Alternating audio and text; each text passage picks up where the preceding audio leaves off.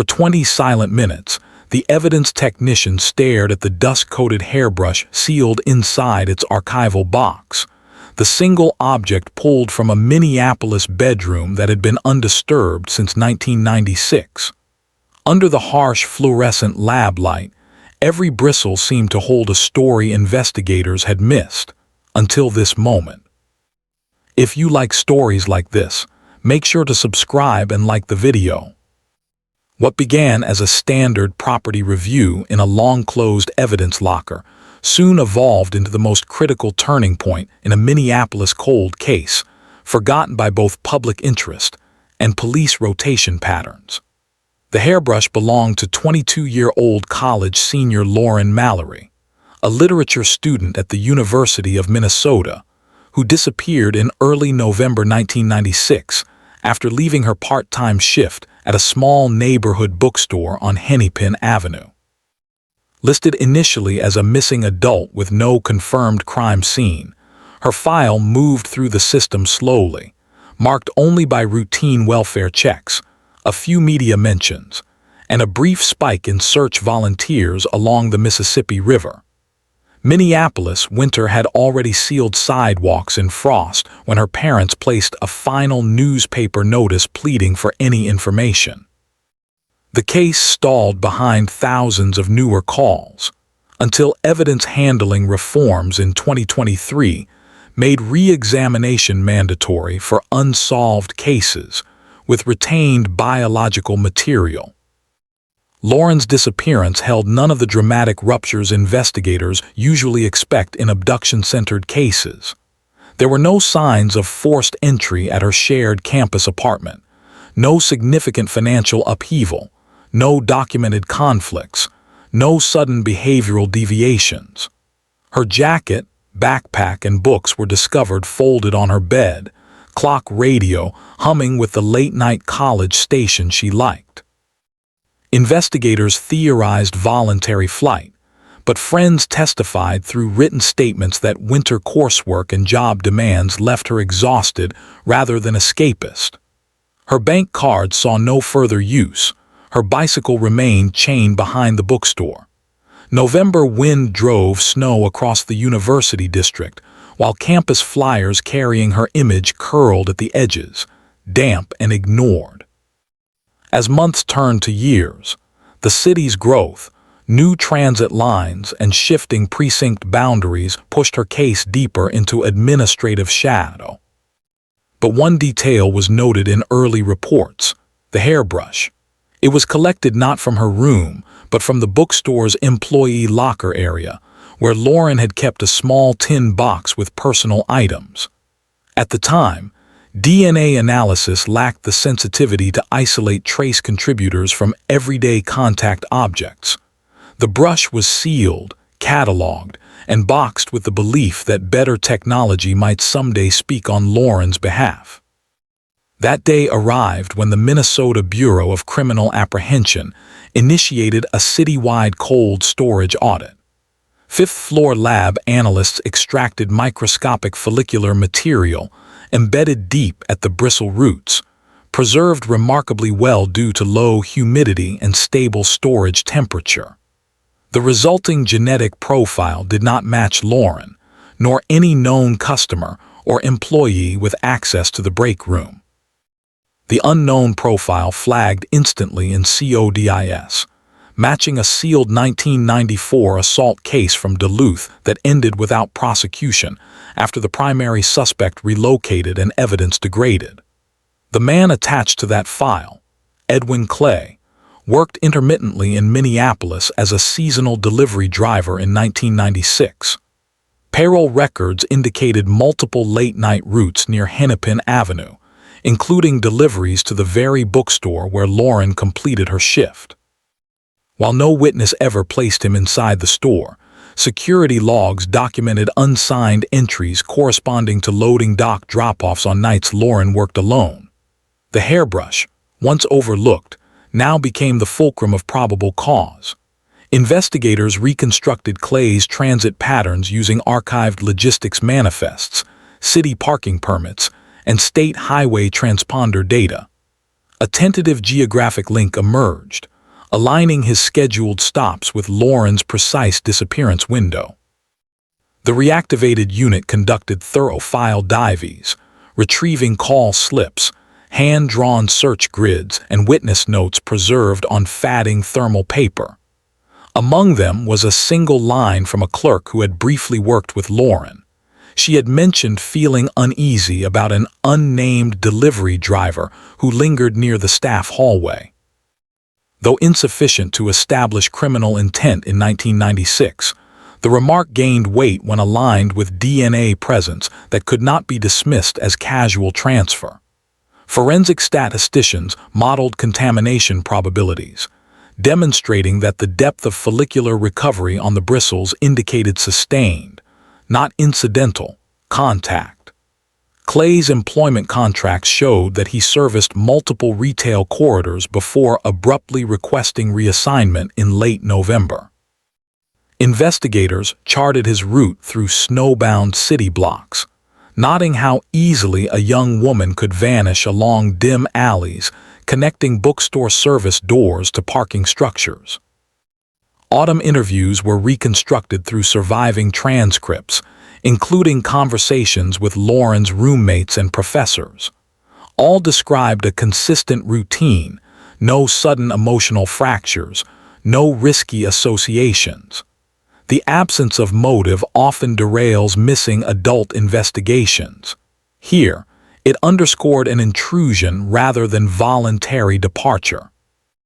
Analysts pieced together door sensor logs from adjacent businesses, narrowing the time Lauren likely exited the bookstore to a 13-minute gap when Clay's van idled in a restricted loading zone. Although the vehicle's GPS records from that period no longer existed, archived parking citations placed it within the same block on multiple Thursdays preceding her disappearance. In forensic review, temporal overlap is as significant as physical evidence, and by winter 2024, both aligned firmly. Hennepin Avenue remained busy even at closing, yet the short walk between rear employee exit and snow-dusted sidewalk offered a margin of vulnerability. Media interest, long dormant, resurged when the cold case unit released a brief notice acknowledging a DNA lead. Local papers printed Lauren's graduation photo beside the bookstore's winter facade, its neon sign blurred by flurries. The community remembered her studious manner, her weekend volunteer shifts at the public library, her habit of marking books with careful penciled annotations. Technicians then expanded the DNA query, pairing the hairbrush sample with dusted impressions from storage box tape and the inner lining of her canvas tote retrieved from the bookstore office.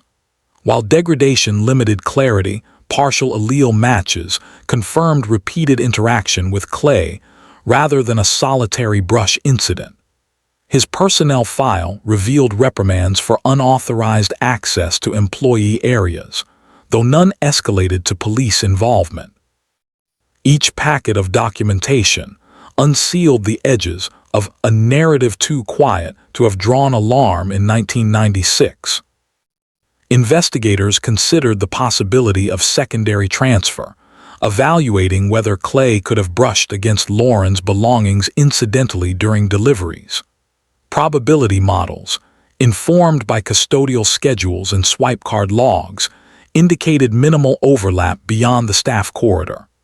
The brush's DNA concentration suggested full hand contact, a detail critical when arguing intent.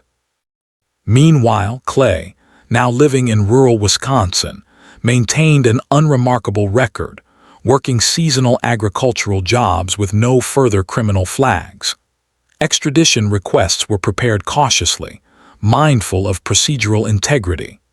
The cold case team consulted the original lead detective's notes, yellowed with attic-like residue, and confirmed that the hairbrush had never been handled ungloved. This eliminated contamination questions that often weaken old cases. The convergence of clean chain of custody and contemporary forensic sensitivity hardened the circumstantial lattice into evidentiary structure. In winter sessions within a quiet courthouse conference room, a multidisciplinary review board evaluated the entirety of the reconstructed case. They noted that Lauren's final movements occurred along a corridor lacking consistent camera coverage, a vulnerability typical of 1990s urban retail layouts. The board also examined Clay's pattern of employment cessation following incidents of staff unease in multiple districts. They mapped his past delivery stops against unsolved missing person reports from the same decade, finding no direct connections but enough proximity to justify heightened scrutiny. What cemented the board's recommendation for prosecution was the DNA certainty, a non-household, non-social contact leaving biological trace in a personal grooming item stored in an employee-only space. As snow layered over the city once again, the investigation reclaimed its place among active case files, no longer a forgotten entry in a dusty ledger. By early spring, the cold case unit prepared to interview Clay under controlled conditions, supported by a formal warrant and the quiet certainty that decades-old silence was about to break. Lauren's parents, now elderly and living in a suburban edge of Minneapolis, received notification of the renewed inquiry through a measured letter, not the dramatic flash of news cameras. The city that had changed so drastically since 1996 still held fragments of her footprint, from student ID records to library entry logs preserved on microfilm. The Hairbrush, once sealed without fanfare, stood at the center of this reawakening, its bristles carrying a legacy of discouraged hope. The investigative posture remained restrained, focused on evidentiary weight rather than narrative sweep. Minneapolis thawed, daylight stretching longer across the river, as the truth prepared to surface through methodical steps long deferred. The year's first storm melted into slush along Nicollet Mall, and the reopened file no longer felt like a ghost of administrative backlog, but a case with trajectory and consequence. The Hairbrush, inert for decades, now served as the quiet instrument guiding a city back to the moment it failed to see her vanish, in plain winter silence now. The interview room in the Ramsey County facility was quiet in the way only institutional spaces could be, built of tempered glass and dull paint, whose colors seemed to mute emotion by design. Edwin Clay entered without disruption, displaying none of the theatrical posturing sometimes observed in high-profile interrogations or media-documented arrests. His posture remained straight, his expression deliberately neutral, the posture of a man accustomed to seasonal solitude and itinerant work rhythms. Investigators documented physiological cues without verbal address, nodding heart rate elevation, subtle jaw tension, and minimized eye engagement. His hands, though steady, showed the unconscious flexion typical of individuals bracing for evidentiary confrontation. Technicians simultaneously prepared chain-of-custody statements detailing the DNA match, ensuring that every administrative link remained intact before any prosecutorial transfer. The initial evidence presentation, delivered without emotional inflection, centered on the Hairbrush profile. Clay maintained physical stillness, showing no overt challenge to the forensic premise. Case officers recorded this response, aware that behavioral neutrality could reflect both resignation and strategic restraint. The narrative of Lauren Mallory's disappearance was outlined in chronological precision, from her documented bookstore departure to the final timestamp impressions captured in adjacent retail loading sensors. Maps, archival city layout diagrams, and delivery manifests reconstructed the corridor through which she walked into winter air. Clay's time cards, though sparse and handwritten, aligned with the location mapping precisely enough to eliminate misidentification. Investigators adhered to procedural best practice, presenting evidence in layered gradations rather than overwhelm, ensuring admissibility remained unthreatened. Following the evidentiary sequence, Clay's employment records were cross-referenced with disciplinary notes from warehouse supervisors in Minneapolis and Duluth. The annotations described patterns of lingering near secured employee areas, though without escalation into direct complaint. Archive delivery route sheets placed him in proximity to the exact staff hallway where Lauren stored her belongings on multiple late-shift Thursdays. These documents, once routine and unremarkable, had become critical structural supports. The cold case unit emphasized the absence of random contact scenarios. The hairbrush existed within a private employee locker area, accessible only through restricted hallway access. Clay's presence there could not be framed as environmental coincidence.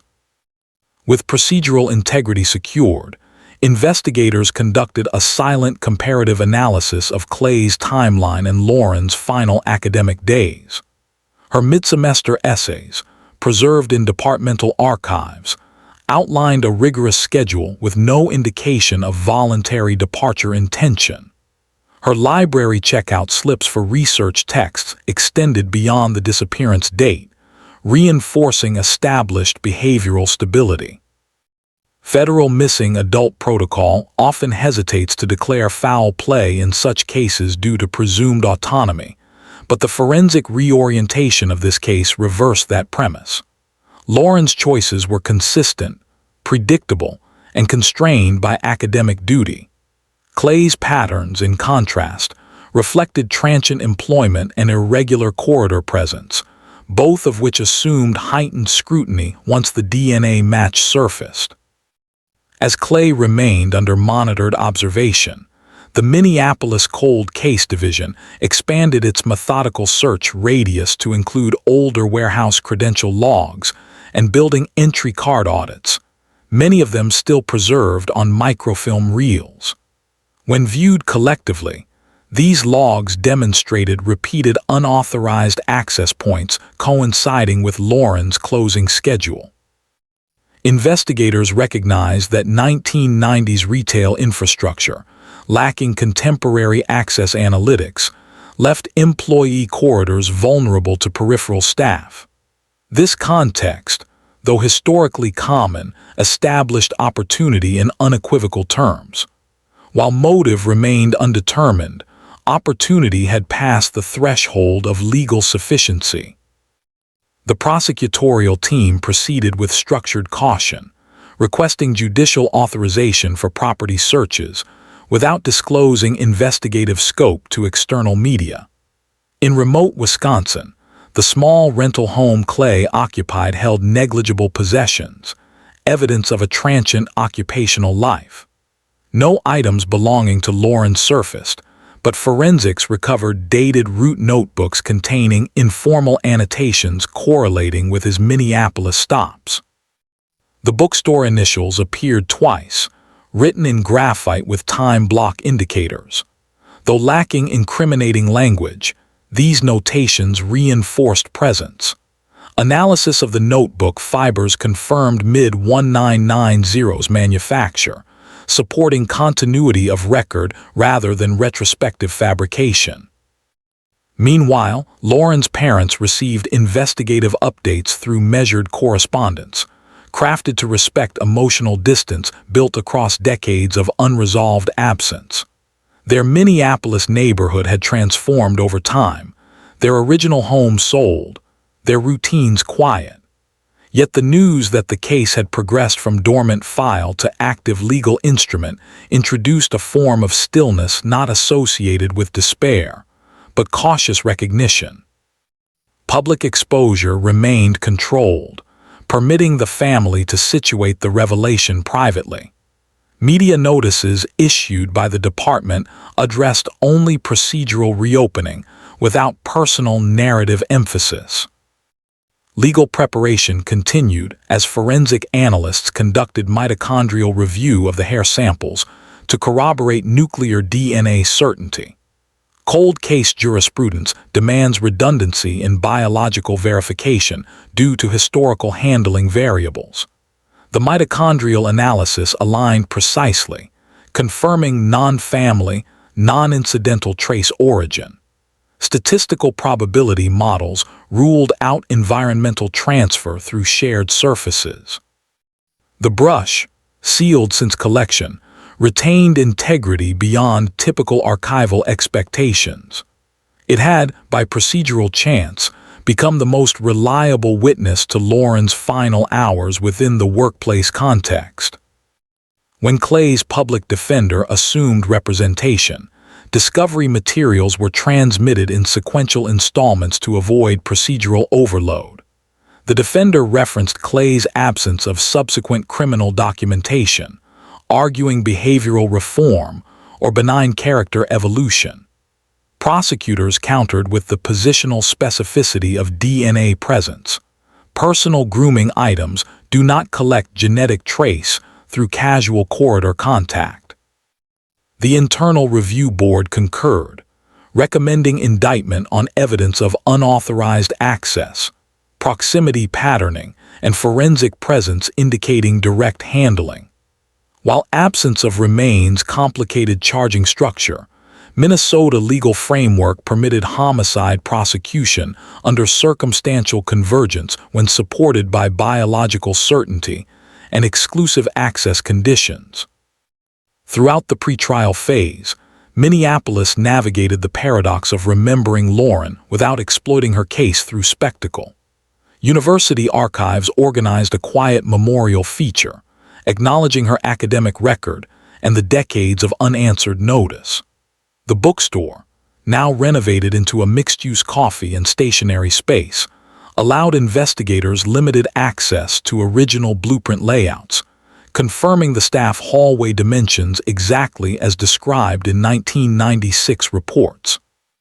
The corridor, narrow and windowless, offered a clear opportunity timeline when late shifts intersected with unmonitored deliveries. That moment, once invisible to investigative interpretation, now formed the core spatial argument of the case. As the trial calendar date approached, seasonal snow again covered the city, echoing the November conditions of Lauren's last known evening. Clay remained in custody, subject to standardized monitoring with no incident reports. The prosecution team finalized exhibits, centering the hairbrush under controlled lighting. Its bristles appeared ordinary, yet represented the fulcrum of a vanished life restored to legal recognition. Minneapolis, with its river bridges and winter-lit college blocks, prepared for testimony not of spectacle, but of delayed accountability. The case had shifted from archival shadow to courtroom clarity, carried by a single object that endured decades without losing its evidentiary voice. Winter settled over Minneapolis with its usual quiet density, muffling street sounds and turning courthouse mornings into pale corridors of frost and breath. The trial of State v. Clay opened without media frenzy, exactly as the cold case unit had intended. News outlets, accustomed to contemporary fast-cycle reporting, relegated coverage to brief columns. Only local readers who remembered the missing posters of 1996 paused long enough to recognize the name. Inside the courtroom, fluorescent light and polished benches created an atmosphere of procedural stability rather than emotional theater. The hairbrush, sealed and mounted, sat in a secure evidence case at the front, bristles intact, a silent instrument of continuity between two distant winters. The prosecution began with methodical packing, reconstructing Lauren Mallory's final verified movements.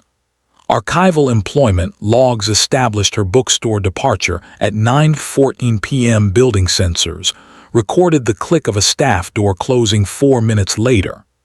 The absence of her presence at the campus apartment and the complete cessation of financial activity formed the first evidentiary plank. Defense raised the predictable counterpoint, adult disappearance without physical remains, but the response arrived with calibrated precision. Behaviorally, academically, and socially, Lauren's patterns exhibited no signs consistent with voluntary vanishing. Her final library checkout, her penciled annotations in borrowed texts, and her upcoming class presentations established continuity of intention. The cold forensic narration shifted the disappearance from a question of choice to a collision with unauthorized access. The expert testimony that followed centered on the hairbrush deposition. DNA analysts described follicular extraction in technical terms, emphasizing depth-based capture rather than surface trace. The bristles had not collected incidental contact. They held embedded genetic material, preserved in a polymer case whose environmental stability prevented degradation. Mitochondrial alignment confirmed profile consistency. The lab director documented the chain of custody in full, referencing original evidence tags, 1996 ink signatures, storage vault logs, humidity control records, and audit timestamps from post-2016 reforms. Defense scrutiny, searching for handling breaches, found none. The brush had traveled from locker to evidence box to long-term storage without contamination, its path a straight forensic line unmarred by procedural lapse. Testimony then shifted to the spatial layout of the bookstore during the 1990s. Floor plans illustrated narrow staff access corridors, metal lockers arranged along a wall shielded from public visibility, and a secondary exit door designed for employee use during late shifts. Retired delivery supervisors provided documentation that Clay's route required entry through the same hallway multiple times during Lauren's scheduled evenings. While the defense attempted to define these overlaps as occupational necessity, the prosecution introduced disciplinary notes that recorded his presence in employee spaces beyond delivery windows, logged by supervisors unaware of eventual criminal significance. The court record accepted these entries not as proof of intent, but of access. In a restrained but decisive sequence, prosecutors demonstrated the temporal collapse that positioned Clay in the corridor within the 13-minute vulnerability interval between Lauren's departure scan and external environmental silence. Camera coverage gaps of the period were acknowledged and contextualized for the jury as a function of 1990s infrastructure rather than investigative oversight. The prosecution's tone remained even, avoiding speculation, leaning instead on cartographic overlays and archived staffing memos. The factual lattice grew tighter not through dramatic flourish, but through incremental verification, the precise cadence of true cold case resolution. When Clay's defense mounted the argument of incidental DNA transfer, forensic rebuttal referenced the quantity threshold. Embedded follicular material on bristle roots required direct and deliberate handling. Objects brushed in passing do not accumulate replication-grade biological presence at that density. Expert testimony further noted that Lauren kept the hairbrush inside her personal locker box, a space without documented co-use. The possibility of transfer through shared surfaces or fabric adjacency fell below statistical viability. The courtroom atmosphere remained still, not heavy, simply aligned with the gravity of precision.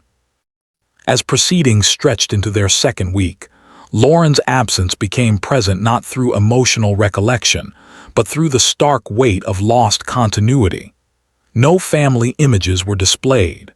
No speculative narratives were permitted.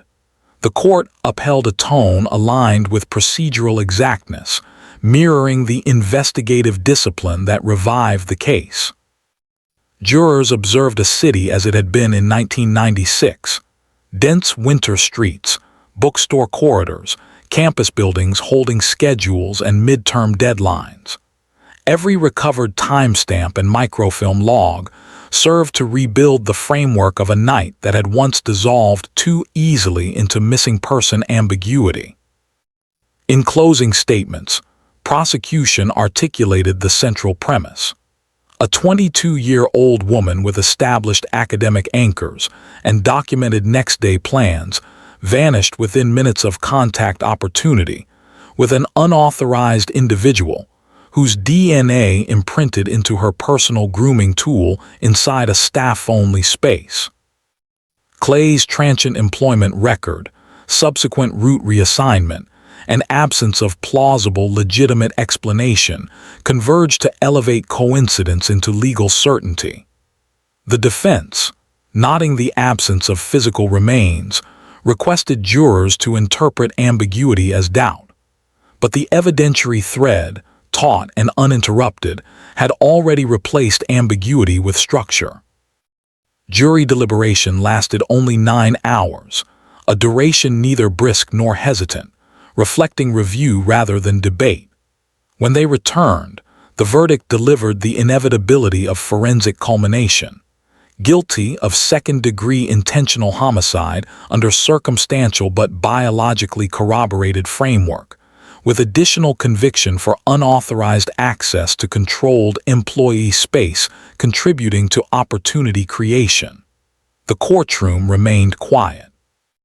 There was no audible reaction from Clay, who absorbed the decision with the same subdued neutrality observed during his arrest intake. Sentencing occurred 2 weeks later. The court imposed 32 years, acknowledging the absence of recoverable remains but emphasizing the gravity of erasure without consent. Minnesota sentencing guidelines aligned with the ruling, and Clay was transferred to state custody. No statement was issued by him. None was requested by the court. Lauren's parents, seated without public visibility, exited through a side corridor reserved for protected attendants. Minneapolis, its winter light thinning across the Mississippi, resumed its standard rhythm without spectacle. In the aftermath, the Cold Case Division submitted a formal procedural review to the state for training documentation. The Hairbrush became a model exhibit in forensic training modules, demonstrating the enduring value of mundane personal items when preserved through strict evidentiary protocol.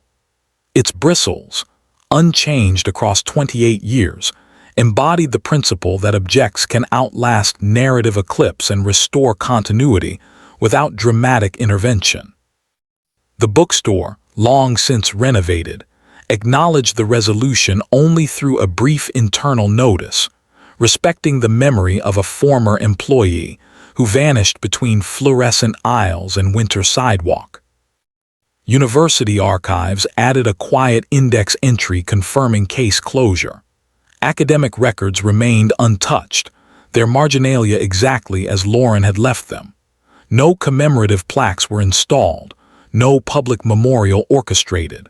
Minneapolis did not rewrite its geography around her disappearance, but it did restore her presence in its legal history.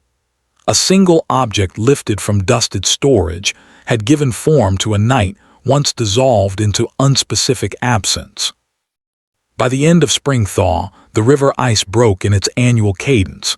Students crossed the campus mall without reference to a lost winter decades earlier, and the Cold Case Board closed its file with finality rather than suspension. The investigation, in its unembellished integrity, affirmed that resolution does not require spectacle, only precision, patience, and the quiet persistence of objects that wait longer than memory.